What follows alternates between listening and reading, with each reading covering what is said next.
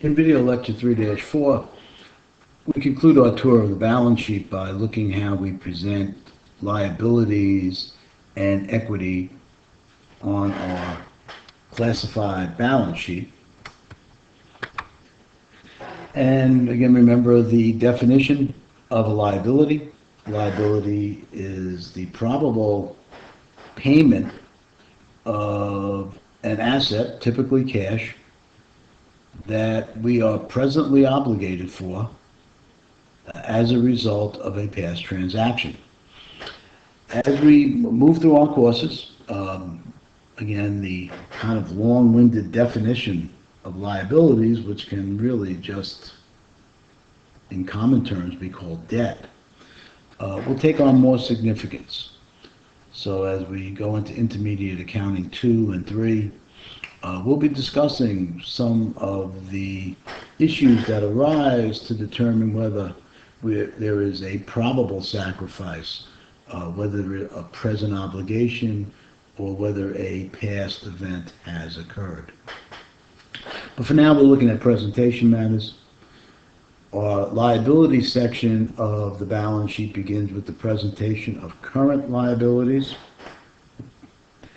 And we begin with, in Lowe's case, an issue that involves probably the most complex item that we're looking at, and that is the current maturity of long-term debt.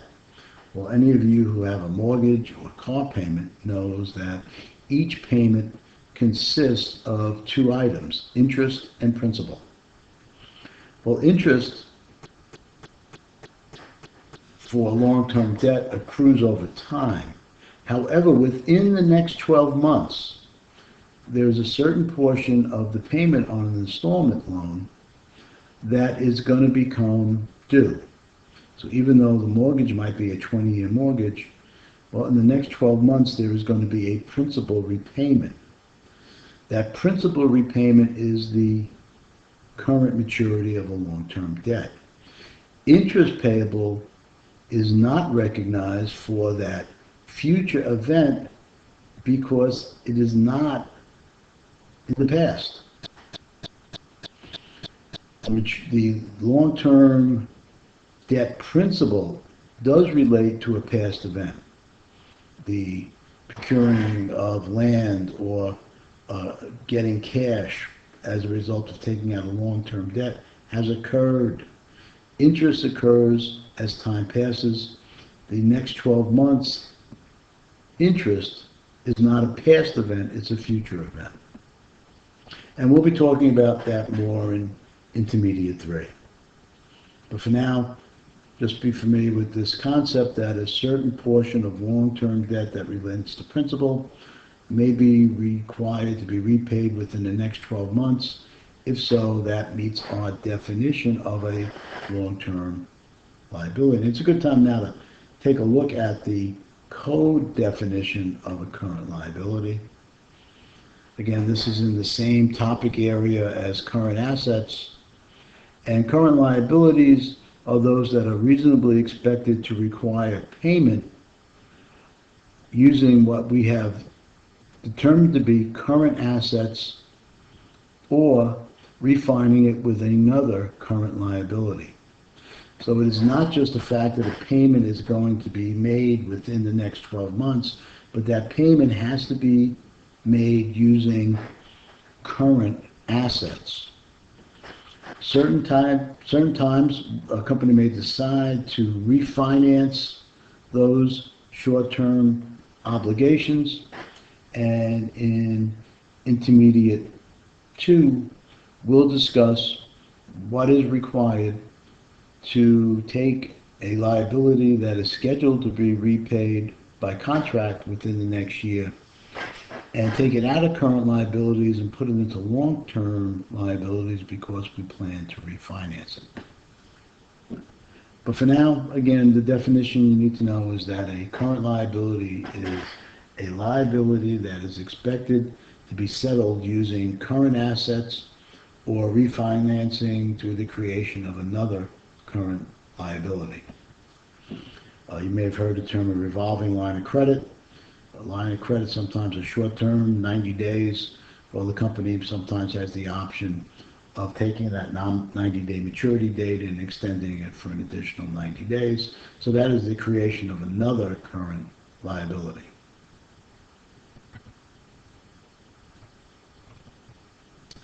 Next, we present our long-term liabilities. Those are liabilities that we do not expect to repay using current assets. We'll talk about long-term liabilities in Intermediate 3. And again, what Lowe's does that many companies do not is benefit the user by providing them total liabilities. This is a value added that Lowe's does. Therefore, it is the preferred format that we're going to use in our class.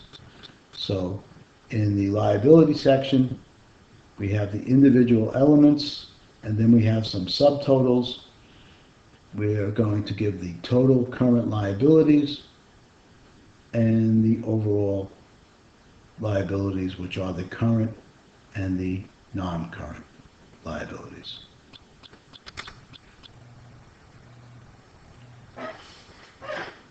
And again, this is our definition, and these are our different classifications that we normally see on the liability portion of a balance sheet. Again, our long-term liabilities, we're not going to pay using current assets. If we have a long-term liability that we're going to pay off early, and we have the intent and ability to do so, we will show that had been classified previously as a long-term liability, that will be moved to short-term. So if we're going to pay off a mortgage early, even though it may not be due for another 5 years, we're going to carry that mortgage in the current liability portion of the balance sheet. Shareholders' equity is the amount that is left over after we subtract liabilities from assets. Assets minus liabilities equals shareholders' equity. In the shareholders' equity section, we provide some information about the number of shares that are issued. Here you see Lowe's discloses the beginning number of shares that were issued and outstanding as of January 29, 2010, and how many shares are outstanding as of 2011. In Intermediate 3, we'll talk about what happens when a company reduces the number of shares that are outstanding through the repurchase and retirement of shares or the purchase of shares and holding them in treasury.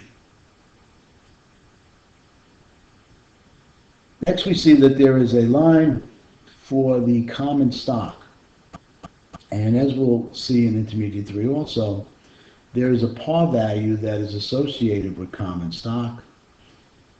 We present the common stock amount at the par value times the number of shares outstanding. So if you took 50 cents, times it by 1354, the par value of the common stock is $6.77. When we had our initial public offering, any amount that we received above par would be classified as paid-in capital. Again, we'll be discussing these specifics in Intermediate 3. Next, we present our retained earnings, the cumulative amount of earnings that have been kept in the corporation for growth, and then we have our other comprehensive income, which are non-owner transactions that affect assets and liabilities. We will then present a subtotal, total shareholders' equity, and then we will add up total liabilities and total equities, and this is our matching number to total assets. And that is our tour of the liability and equity section of